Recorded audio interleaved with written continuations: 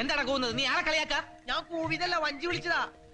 എന്റെ പൊന്നുണ്ണീഷ്ണ, നിന്റെ അച്ഛൻ അന്യനാട്ടിലും കുറ്റിയുള്ള കാര്യം എനിക്ക് ഇപ്പോഴാ മനസ്സിലായത്. ഇനി ഏത് കല്യാണക്കാര്യം വന്നാലും നിന്റെ അച്ഛൻ പണ്ടങ്ങനെ ആ പരിസരത്തോടെ പോയിട്ടും തിരക്കണത് നമ്മുടെ ആരോഗ്യത്തിന് നല്ലതാ. നിന്റെ അച്ഛന് കേരള പോലീസിലായിരുന്നില്ല ജോലി? അതെ. സമാധാനായി. അല്ലെങ്കിൽ കേരളത്തിന് പുറത്തുള്ള പെണ്ണിന്റെ പോയി നോക്കാലോ, പഞ്ചാബിന്നോ ഒറീസന്നോ. അങ്ങനെ തീർത്തു പറയാനൊന്നും പറ്റില്ല. എല്ലാ വർഷവും പുണ്യ ദർശനത്തിന് എന്ന് പറഞ്ഞ് അങ്ങനെ ഓൾ ഇന്ത്യ ടൂർ നടത്താറുള്ളതാ. ഇനി വടക്കേ ഇന്ത്യയിൽ എനിക്ക് സിസ്റ്റേഴ്സ് ഉണ്ടോന്ന് ആർക്കറിയാം? ഇവിടെ അവിടെ ഉണ്ടോ ഒരു സിസ്റ്റർ പെറ്റണീറ്റ. എടാ, അച്ഛന്റെ 10 കഴിവ് നിനക്കുണ്ടായിരുന്നെങ്കിൽ അവിടെ ഇവിടെ ആയിട്ട് 4-5 കുട്ടികൾ നിനക്കുണ്ടാവില്ല. എങ്ങനെയെങ്കിലും ഈ നാട്ടിൽ നിന്നൊന്ന് പോയാ മതി. എനിക്ക് പോവണ്ട, വഞ്ചി വരും. എന്താടാ നേരത്തെ പോയി? എന്റെ ബാലൻസാ.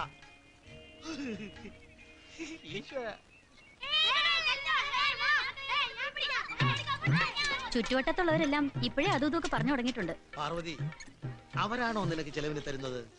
ഞാനല്ലേ.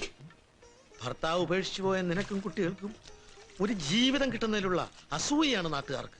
പാർവതി, നിനക്കറിയോ, എന്റെ അച്ഛന്റെ പാരമ്പര്യം അതേപടി നിലനിർത്തുന്ന ഒരേ ഒരു മകനാണ് ഞാൻ.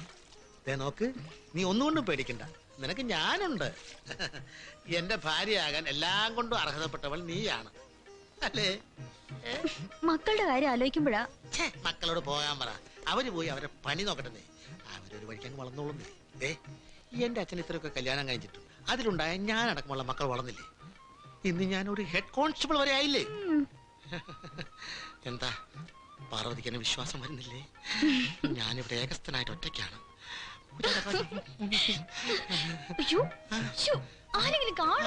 നമ്മുടെ ജീവിത നാടകം ഇവിടെ തുടരുകയാണ്. ആരാ? ആരുമില്ല. നീ ഇന്ന് ഷാമ്പൂ തേച്ചില്ലേ? വാങ്ങിച്ചു തന്നത് തീർന്നു പോയി. അത് നേരത്തെ പറയാഞ്ഞത്. വാസു തന്നെ ഇപ്പൊ എന്തിനാടോ ഇങ്ങോട്ട് കെട്ടിയെടുത്ത്? സാറിന് SI സാർ 2-3 പ്രാവശ്യം അന്വേഷിച്ചു. അതിരിക്കട്ടെ, ഞാൻ ഇവിടെ ഉണ്ടെന്നുള്ള കാര്യം നിനക്കെങ്ങനെ മനസ്സിലായി?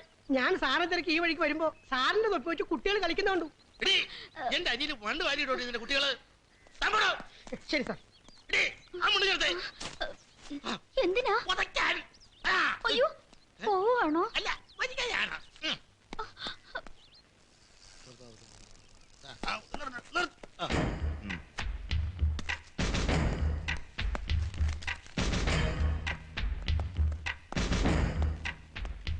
സാർ, ഞാനിതുവരെ എവിടെയായിരുന്നു? ആ ബാങ്ക് കവർച്ചയുടെ കാര്യത്തിൽ വല്ല തുമ്പും കണ്ടെത്താൻ തനിക്ക് കഴിഞ്ഞോ? സാർ, നേരം എടുക്കുന്നവരെ ഞാൻ ആ കോപ്പറേറ്റീവ് ബാങ്കിന്റെ ചുറ്റുവട്ടത്ത് കറങ്ങിക്കൊണ്ടിരിക്കുകയായിരുന്നു. എന്നിട്ട് പ്രതിയെ കുറിച്ച് വല്ല വിവരവും കിട്ടിയോ? നേരം വിളിക്കാറായപ്പോ പ്രതി എന്റെ മുമ്പിൽ തന്നെ വന്നു പെട്ടു സാർ. എന്നിട്ട് ഏകപട ദ്വിപട ത്രിപട ചതുർ പഞ്ചപട ഷഷ്ടിപട കളരിമുറ അല്പം അറിയാവുന്നതുകൊണ്ട് മാത്രം ഞാൻ രക്ഷപ്പെട്ടു സാർ. ഒറ്റ ചുഴറ്റിപ്പിടുത്തത്തിലൂടെ പ്രതിയെ എന്റെ കൈക്കുള്ളിലാക്കി. അവൻ എന്റെ കൈക്കുള്ളിൽ കിടന്ന് ചക്രശ്വാസം വലിക്കരുത്. എന്നിട്ട് കരാട്ടെ അറിയാവുന്ന അവൻ എന്റെ അടിവയറ്റിട്ട് ഒരു നല്ല താങ്ങി അയച്ച് ഓടി രക്ഷപ്പെട്ടു. നല്ലൊരു അവസരം പാഴാക്കി കളഞ്ഞല്ലോ താൻ. പ്രതിയുടെ അടയാളം വല്ലതും കിട്ടിയിട്ടുണ്ടോ? വിരലടയാളം കിട്ടിയിട്ടുണ്ട് സാർ. ഇവിടെ എന്റെ അടിവയറ്റിൽ. തന്നെയൊക്കെ ആരോട് പോലീസിലെടുത്തത്? ഈ ചോദ്യം പല പ്രാവശ്യം ഞാൻ എന്നോട് തന്നെ ചോദിച്ചിട്ടുണ്ട് സാർ. ഇതുവരെ ഉത്തരം കിട്ടിയിട്ടില്ല. ഓക്കെ, ഇതിനിടെ ഒരു തെളിവ് ഞാൻ സംഘടിപ്പിച്ചിട്ടുണ്ട്. എന്താ ഇത്? പ്രതിയുമായിട്ടുള്ള മൽപിടുത്തത്തിനിടയിൽ അവന്റെ അഴിഞ്ഞുപോയ മുണ്ടാണിത്. ഇതെന്തിനാ ഇങ്ങോട്ട് കെട്ടിയെടുത്തത്? ഇതൊരു ചോദ്യമാണ് സാറേ. ഈ ലുങ്കിയും അന്വേഷിച്ച് അവൻ ഇവിടെ വരുമ്പോ നമുക്ക് കയ്യോടെ അവനെ അറസ്റ്റ് ചെയ്യാലോ. Very good.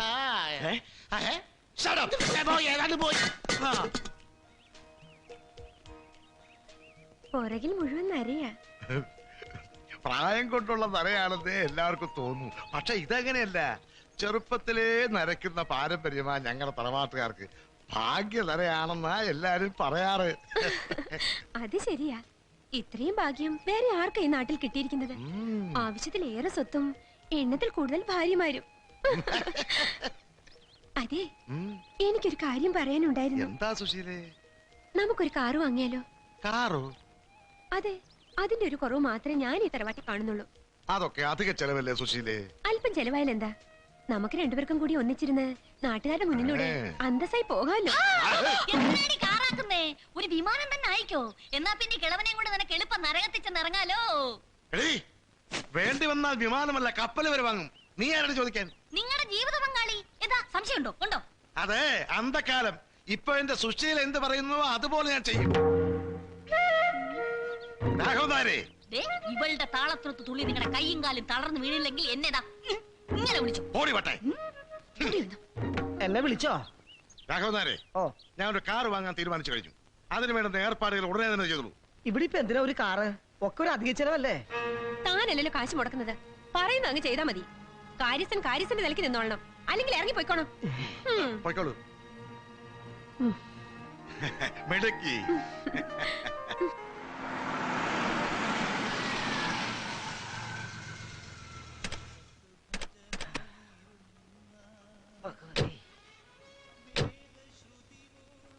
താനിവിടെ നിന്നാ മതി. ഓ, അവസാന കാലത്ത് ഈ യക്ഷിയുടെ കയ്യിലാണല്ലോ പണിക്കരദ്ദേഹം ചെന്ന് പെട്ടത്. വിധി അനുഭവിക്കുക, അല്ലാണ്ട് എന്താ ചെയ്യാ? ഇന്നലെ വൈകിട്ട് അത്ര വന്നത്. അതെയോ?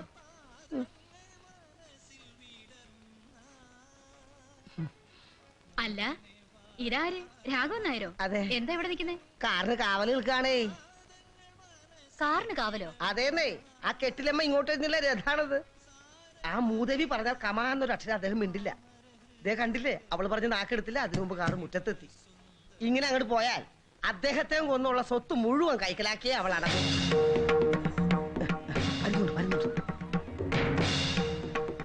നിങ്ങൾ അങ്ങോട്ട് കുറച്ച് മാറി നിന്നോളൂ. എന്താ ഇവിടെ നിന്ന് കൊല്ലു അവള്? അങ്ങനെയൊന്നുമില്ല. അതെ, ഞങ്ങള് കുറച്ച് പാവങ്ങളോട് ജീവിച്ചിരിപ്പുണ്ട്, അത് നീ മറക്കണ്ട. എന്താണ് ഈ നോക്കി പേടിപ്പിക്കുന്നേ? നോക്കിയിരിക്കാൻ വണ്ടി കയറടോ. എടി, അദ്ദേഹത്തെ മയക്കെടുത്ത് എല്ലാം കൂടി അങ്ങ് കൈക്കലാക്കി വാഴാനാ നിന്റെ മോഹമെങ്കിലേ അതങ്ങ് മനസ്സിൽ വെച്ചേക്ക. എനിക്കിഷ്ടമുള്ളത് ഞാൻ ചെയ്യും. തടയാൻ പറ്റുമെങ്കിൽ തടഞ്ഞോ.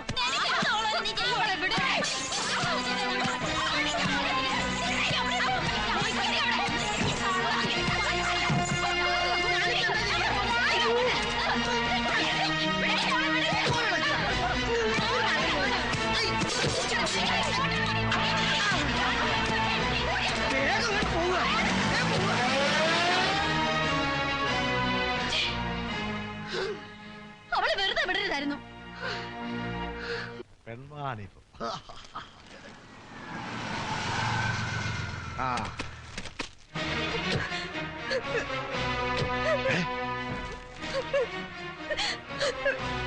സുശീലേ, സുശീലേ, എന്താ എന്തുണ്ടായി?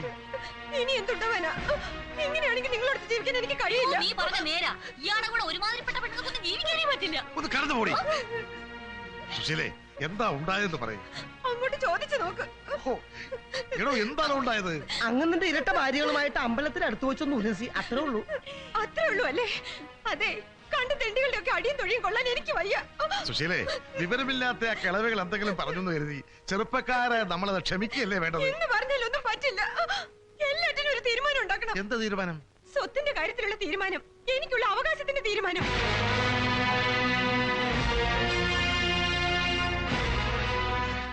അതെന്ത് തീരുമാനിക്കാന്? എന്റെ മുഴുവൻ സ്വത്തുക്കളുടെ അവകാശം നിനക്ക് മാത്രമുള്ളതാണ്. പിന്നെ അങ്ങനെ ഒരു തീരുമാനം എന്റെ തലയ്ക്ക് സ്ഥിരതയുള്ളിടത്തോളം കാലം നടക്കൂല. മര്യാദക്ക് അടങ്ങി പോയി കഴിഞ്ഞില്ലെങ്കിൽ നിന്നെ ഞാൻ ഭ്രാന്താശുപത്രി കൊണ്ടാക്കും. അവിടെ നിങ്ങൾ എന്റെ കൂടെ വേണം. പറയാ, എല്ലാറ്റിന്റെ അവകാശം എനിക്കാണെന്ന് എഴുതി തരാൻ പറ്റുമോ? അത് ഞാൻ ചെയ്തോളാം. രാഘവനാരെ, എന്തോ? നാളെ തന്നെ ദാമോദര മക്കലിനോട് ഇവിടെ വരെ വരാൻ പറയാം. നാളെ തന്നെ എല്ലാത്തിനും ഒരു തീരുമാനം ഉണ്ടാകും. എന്താ പോരെ? ചിരിക്ക്, ചിരിക്ക്.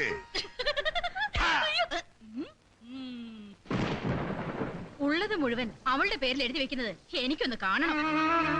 മര്യാദക്കല്ലെങ്കിൽ ഞാനും മക്കളും കൂടി അവിടെ കയറി അങ്ങ് താമസിക്കും, അത് ഉറപ്പാ. വെള്ളപ്പൊക്കത്തിൽ അടിഞ്ഞു വന്നവരൊന്നും അല്ല നമ്മള്. നിയമപ്രകാരം നമുക്ക് എല്ലാവർക്കും കിട്ടേണ്ട സ്വത്താ. അല്ല, എന്താ ഒന്ന് നീയൊന്നും മിണ്ടാത്തെ? ഞാനെന്ത് പറയാനാ? അവസാനം ഇങ്ങനെയൊക്കെ വരുമെന്ന് എനിക്ക് നേരത്തെ ആ, അറിയാം. അങ്ങനെ വിട്ടുകൊടുക്കാൻ ഞാൻ തയ്യാറല്ല. ഞങ്ങൾ അനുഭവിക്കേണ്ടത് അവളെ ഒറ്റയ്ക്ക് അനുഭവിക്കാൻ സമ്മതിക്കില്ല.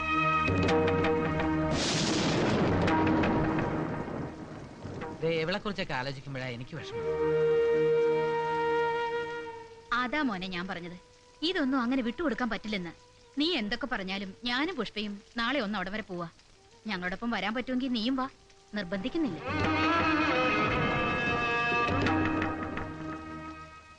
പിന്നെ കണ്ണമ്പള്ളി തെങ്ങുപുരയിടം, അത് സുശീലയുടെ പേരിൽ തന്നെ ആയിക്കോട്ടെ.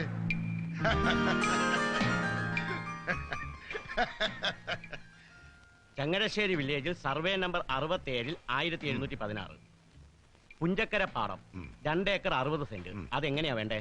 അത് തുല്യമായിട്ട്. അല്ലെങ്കിൽ വേണ്ട, അത് സുശീലയുടെ പേരിൽ തന്നെ എഴുതിയേക്ക്. അപ്പോൾ മറ്റു ഭാര്യമാർക്കൊന്നും വേണ്ടെന്നാണോ? ആ എളമക്കരയിലെ വസ്തു എല്ലാവർക്കും കൂടി അങ്ങ് എഴുതിയാട്ടെ. മെടുക്കി, നീ നല്ലവളാടി. അല്ല, അത് വെറും പാറമടയല്ലേ? അത് കിട്ടിയിട്ട് അവർക്കെന്തിനാ? തരിശു ഭൂമിയെ കൃഷിഭൂമിയാക്കി എടുക്കുന്നതാണ് കഴിവ്, അല്ലേ? അല്ല, അവർക്ക് വിരോധമൊന്നും ഇല്ലെങ്കിൽ എനിക്ക് പ്രശ്നമൊന്നുമില്ല. എന്ത് പ്രശ്നം? അല്ല, എന്താ കുഞ്ഞൊന്നും മിണ്ടാത്തത്? ഈ ആധാരം രജിസ്റ്റർ ചെയ്താലല്ലേ പ്രശ്നമുള്ളൂ. ഇന്ന് രാത്രി കല്യാണ വീരണി അത്ര കണ്ണകം പാലടിച്ചു കൊടുക്കുന്നു. അതെന്താ ഇത്ര കണ്ണകം? അത് നായർക്കറിയാമില്ലേ? ആ കയ്യും കാലും വാദം പിടിച്ച് മരവിച്ച അവസ്ഥയിലാവും ഇങ്ങനെ. പിന്നെ നിവരിയില്ല. കുറുക്കി കുറുക്കി എന്ന് പറയുന്നത് എന്താ സംസാരിച്ചേ? അല്ല, പദ്ധതിയെല്ലാം നല്ല പദ്ധതിയാണെന്ന് പറയായിരുന്നു. എടോ വക്കീലേ, പിന്നെ അവർക്ക് സമ്പാദ്യമായി ഞാൻ വേറെ ചിലതുവരെ കൊടുത്തിട്ടുണ്ട്. എന്ത്? സന്താനങ്ങള്. എന്നെപ്പോലെ തടിപിടിക്കും ആരോഗ്യമുള്ള ആമ്പിള്ളേരെയാ ഞാൻ അവർക്ക് കൊടുത്തിട്ടുള്ളത്. അധ്വാനിച്ച് സ്വന്തം തള്ളമാരെ പോറ്റാനുള്ള ചുമതല അവർക്കുമുണ്ട്, അല്ലേ? പിന്നെ ആ താടകമാർക്ക് കയറി കിടക്കാനുള്ള വകയെല്ലാം ഞാൻ നേരത്തെ തന്നെ ഉണ്ടായി കൊടുത്തിട്ടുണ്ടല്ലോ. അത്രയൊക്കെ മതി.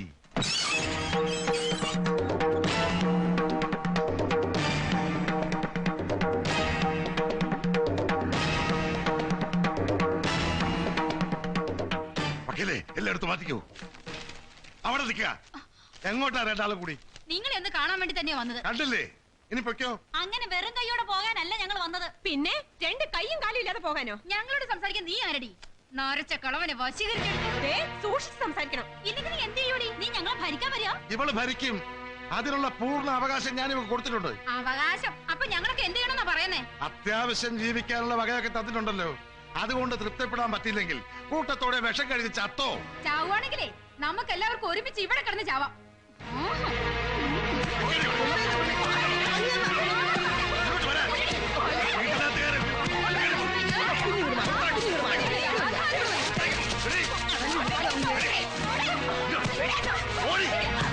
അമ്മേ,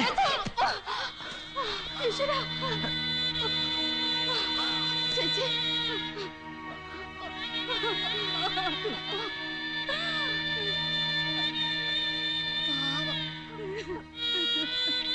അച്ഛനായി പോയി. ഇല്ലെങ്കിൽ നിങ്ങൾ ഈ കാണിച്ചതിന് വാക്കുകൊണ്ടല്ല ഞാൻ മറുപടി പറയുക.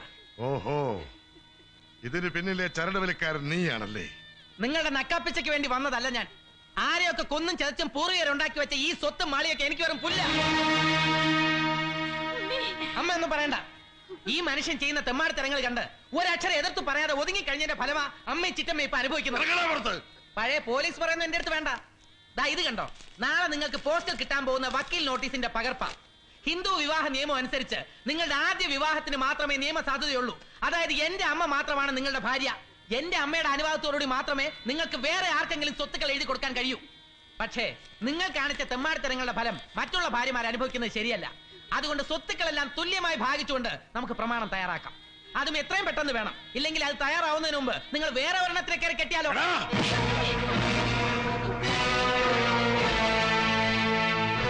സംരക്ഷിച്ചിട്ടുള്ളവർക്ക് ശിക്ഷിക്കാനുള്ള അവകാശം ഉണ്ടാവും, സ്വന്തം അച്ഛനായാൽ പോലും.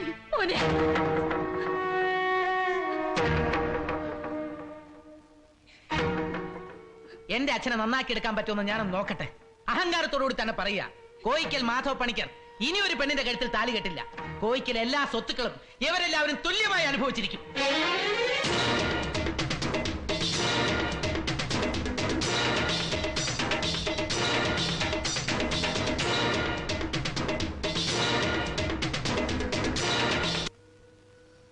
എത്രയൊക്കെ ആയാലും നമ്മുടെ മക്കളുടെ അച്ഛനായി പോയില്ലേ? എല്ലാം സഹിച്ചല്ലേ പറ്റൂ. ഏടത്തി നോക്കിക്കോ, അവളുടെ കൈകൊണ്ട് മരിക്കാനാ ആ മനുഷ്യന്റെ യോഗം. അമ്മേ, ആ എന്താ മോനെ നീ ഇത്ര നേരത്തെ? എനിക്കിവിടുന്ന് സ്ഥലം മാറ്റാമേ. എങ്ങോട്ടേക്കാ മോനെ? കൊല്ലംകോട്ടേക്ക്. കൊല്ലംകോടോ? അതെവിടെയാ ഉണ്ണിയേട്ടാ? തമിഴ്നാടിന്റെ ബോർഡർ ആയിട്ട് വരും. കേരള സർക്കാരിന്റെ ജോലിക്ക് തമിഴ്നാട്ടിൽ എന്തിനാ ഉണ്ണിയെ പോകുന്നത്? തമിഴ്നാടൊന്നുമല്ല, പാലക്കാട് ജില്ലയിൽപ്പെട്ടതാ. എന്നാലും ഇത്രയും ദൂരം പോണോ മോനെ? പോകാതെ പറ്റും അമ്മേ. അധികം ദൂരമൊന്നുമില്ല. ഇവിടുന്ന് ഒരു 5-6 മണിക്കൂർ യാത്രയേ ഉള്ളൂ. ആഴ്ചയിൽ ഒരിക്കൽ പോയി വരാം. അമ്മ, എനിക്ക് കഴിക്കാൻ എന്തെങ്കിലും എടുക്ക്. നല്ല വിശപ്പ്. ഒരു കണക്കിന് അച്ഛന്റെ കണ്ടുവെടുത്തെന്നും അവൻ എങ്ങോട്ടെങ്കിലും പോകും തന്നെയാണ് നല്ലത്. അങ്ങനെ അളിയനും ഒടുവിൽ രക്ഷപ്പെട്ടു. പ്രതീക്ഷിച്ച പോലെ തന്നെ ദൂരത്തേക്ക് ഒരു സ്ഥലമാറ്റം. ഈ തമിഴ്നാട് ബോർഡർ ആകുമ്പോ നല്ല പാണ്ടിച്ചേർക്കൾ ഉണ്ടാവല്ലേ? അല്ല നിനക്കൊരു പാണ്ടിച്ചേർക്കിന് അവിടെ നിന്ന് ആലോചിച്ചാലോ?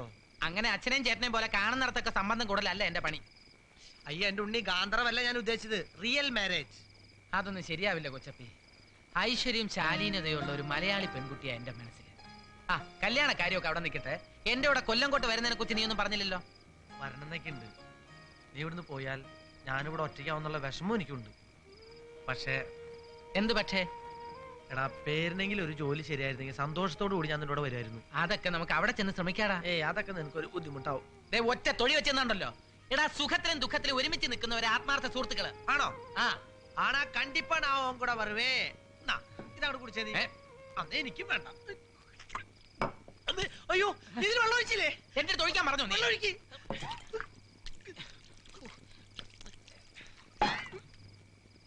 ഈശ്വര, കുടല് കത്തി പോയി.